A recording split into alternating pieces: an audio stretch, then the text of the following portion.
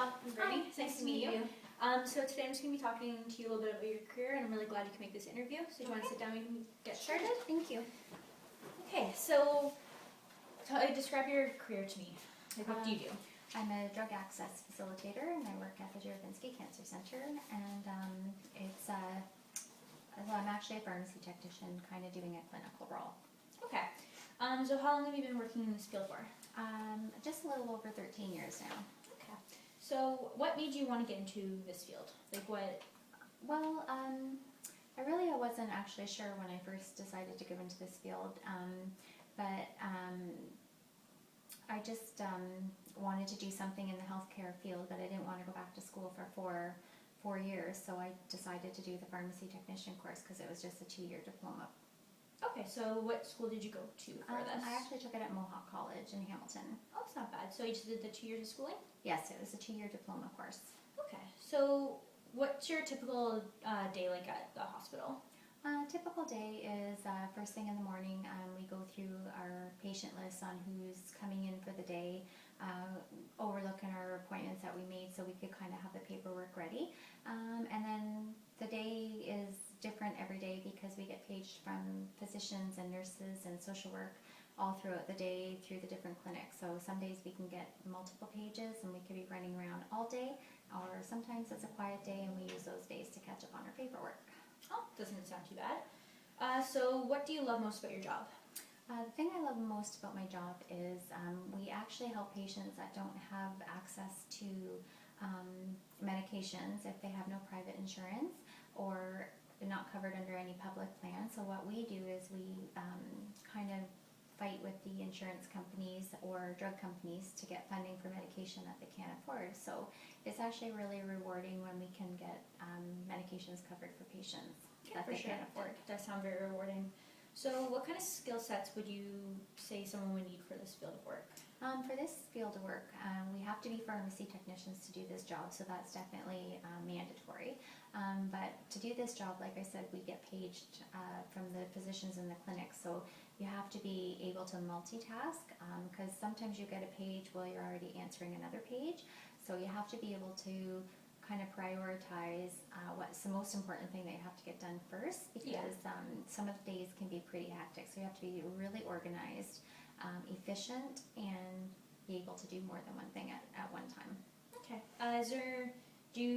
So you say you work with a lot of cancer patients. Do you guys get do you build friendships with these people? Like, do you find you get yourself attached to patients at all? Or? Sometimes you do, because sometimes it's not simple that you just do something for a patient that would only take 10 or 15 minutes. Sometimes it takes weeks sometimes to sort out an issue with their drug plan or funding for medication. So sometimes when you see them more than once ongoing for a couple weeks or maybe even up to a month or two, then yeah, we do sometimes kind of get attached.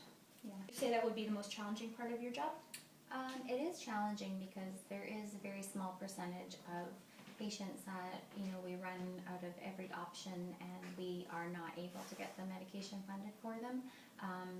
Thank God it doesn't happen very often, but it's very challenging sometimes to get. Those medications are very, very expensive. Yeah. So even if somebody does have coverage, but only say 80 or 90%, even if they have to cover 10%, if it's $5,000 or $6,000, then it's still $500 or $600 that the patient has to pay. And sometimes they're not working, obviously, because they can't afford it. So we have to try to find the funding, and it can be a little challenging sometimes because the drug companies sometimes don't want to help if they have coverage. So it can be a little challenging sometimes, for sure. Yeah, that definitely sounds challenging. So whereabouts do you see yourself in 5 to 10 years? Do you plan to continue working at the cancer center? Yes, I hopefully 5 to 10 years is probably when I'd be retiring, and I hope to stay in this job until I retire, definitely. Yeah, it sounds rewarding and easy job, kind of. Well, it's not easy, but it's certainly different. Every day is a whole new set of challenges, so it keeps it interesting and keeps your mind always working and trying to. It's never a dull moment, really. Never. So with the company that you work with Hamilton Health Sciences, yes. Correct? So do you guys offer training when you hire new employees on at all? Or? Oh, we definitely do. So you have 4 to 6 weeks of training time, and you'd work every day for that 4 to 6 weeks, paid training for sure. Okay, so when you first started in this field, what was your first job like? Where did you work? My first job, I actually worked in a retail pharmacy. I was actually still in school, and they had postings for students to get on the job training. So I worked in a Shoppers Drug Mart and then I ended up staying there and worked there for 5 or 7 years. I think it was closer to 7 years. Mm-hmm. Okay, so what kind of things did you do at your job there? Well, when I first started, it was just basically learning their computer system, and then eventually learning how to enter the prescriptions and filling the prescriptions, and doing the cash, learning how to do inventory, ordering and receiving, and all that sort of thing. That's not too bad. It's understandable. It still has to get signed off by one of our pharmacists. Okay, so you said you did 2 years of schooling and then you started your first job. If you could go back in time and change anything, would you change anything really? Would you go back to school and do more schooling? Would you have chose a different career path? No, I think at the time I was, in my late 30s, I went back to school after I had my children. So had I been younger, then I may have, maybe gone to university to be a pharmacist rather than a technician. But at this point, no, for pharmacy technicians, there's a lot of different opportunities for jobs. And if you can get into a hospital, then it's definitely it's a worthwhile career for sure. Yeah, of course. Okay, so are there any trends in your field that would, in the future, would make this career less or more attractive?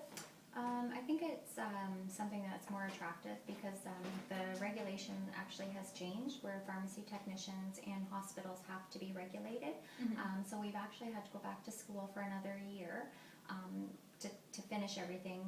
4 additional courses we had to take, and then there was a jurisprudence exam we had to do, and then a 2-day PEBC exam, and then that means that you're registered with the College of Pharmacists, and that you're liable for any mistakes that you make once you're regulated. So it adds a little bit more stamina to the job, and Yeah. it's something that's a little bit more regulated. So the pay scale's increasing, but then also if you make a mistake, it's going to be your mistake as opposed to the pharmacist's mistake.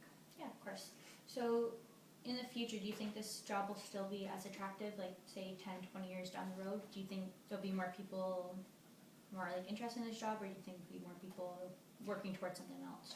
Well, I think this is a job that is always going to be in demand because the baby boomer population, the people are getting older, more health issues, so medications are something that is always going to have to be dispensed. Yeah, of course. And with the pharmacy technicians being regulated now, it's definitely something because the money's a little bit better than it used to be in the past.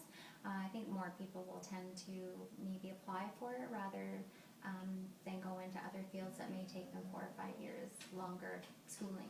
Yeah, of course. So what would your starting salary be like for someone just beginning in this field? Well, retail and hospital would be a little bit different. So I think retail would start anywhere between $12 and $15 an hour, depending on the pharmacy that you work. Hospitals, I think, start anywhere from $24 and up. Okay, that's not too bad. So working at the hospital, what are the working conditions like? The working conditions are good because it's unionized. So you work a typical 8-hour day. Shifts vary a little bit, but you definitely will get your breaks and your lunch and that sort of thing. And they're big on safety and health and wellness and all of that sort of thing. So no, the working conditions are excellent. Do you guys ever run into any issues with do you guys have code black, like those kind of things at your work that you have to deal with on a regular basis? We do. There's all different kinds of codes, but the most common one is code blue, where somebody's stops breathing or goes into cardiac arrest. Very rarely we'll have codes other than sometimes we'll have a code red, which is a fire somewhere in the hospital, but we have them right on the back of our badge, so if you hear the code, then you know what it is, and there's specific areas that you have to meet depending on what the code is. Yeah, of course. What other kinds of codes do you guys have at the hospital?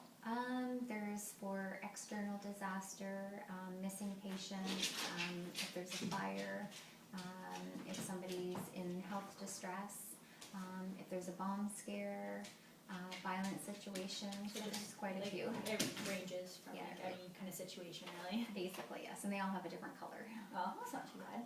So, outside of work, do you find that you spend a lot of time at work? Like, do you find enough time to balance out work and family? I do. I only work 0.7, which means I work 7 out of 10 days. So 1 week I'll work 4 days, and the next week I work 3 days. So I'm very lucky that I always have a day off or 2 days off during the week. So I do have enough time at home for sure. And everybody can find either a part-time job or a full-time job. It depends on what you want to work. Yeah.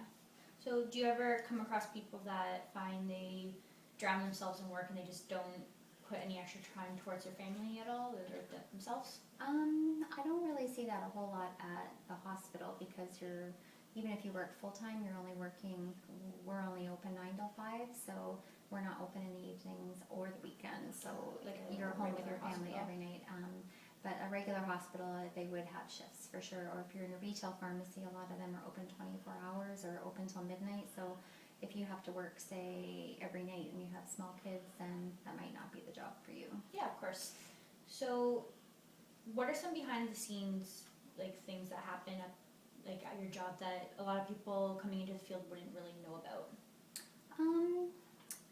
Well, I think it's where I work. Typically, I don't know necessarily that you would realize that it's going to be harder than it actually looks. Yeah. We have lots of different jobs for pharmacy technicians where I work, so it can be very different every day. It can be a little sad, Oh, of course. and also it can be a little stressful because people are counting on you to have their medications, because we have IV medications and oral medications, so if somebody's coming to have an IV medication, if it's not ready and they have to wait, then they're already upset and it can make things worse, so it adds a lot of stress. Oh, I can imagine. So, working in a cancer center, what is the most seen cancer patients that you guys deal with every day? What's the most typical, really? Well, I mean, there's all types of cancer, but I think the ones that we see the most are breast cancer and colon cancer and lung cancer. So, working in your the area of the hospital, do you deal with all types of cancer patients or just certain types? Well, in my particular job as a drug access, we see all kinds of patients. So we kind of work for any physician in our building. So it doesn't matter what disease site they are. Yeah. If they prescribe medications, then we'll deal with pretty much any of the types of cancers. Okay. Has your job ever been so stressful to the point where you've considered changing the direction of your career in any way? Not necessarily. I mean, some days are a little upsetting or trying if you can't get something funded for somebody and they just have no way of paying for the medication and they have to have the medication because they need it to live or to be cured of cancer. So no, because I think it's one of the most rewarding jobs that a pharmacy technician can do, and yeah, I wouldn't trade it. Yeah, I don't blame you. Sounds like an amazing job. So, do you have any words of advice for someone that would be just coming into the field? Do you have anything you'd really want to say to them about it? I would just say, even though at first you might have to start off, just being a regular pharmacy technician in a retail pharmacy, but not to give up. Just, there's always opportunities, and you might just need a bit of experience, but you can always look for bigger and better jobs, because the pharmacy technician job kind of role is expanding, and there's all kinds of drug companies, hospitals, insurance companies even that hire pharmacy technicians. So definitely just keep looking and getting lots of experience, and there's always something more that you can do. Yeah, of course. Well, I think that's just about it for all my questions. It was really nice speaking with you. Well, thank you very much. Thank you very much. Nice talking to you. Thank you.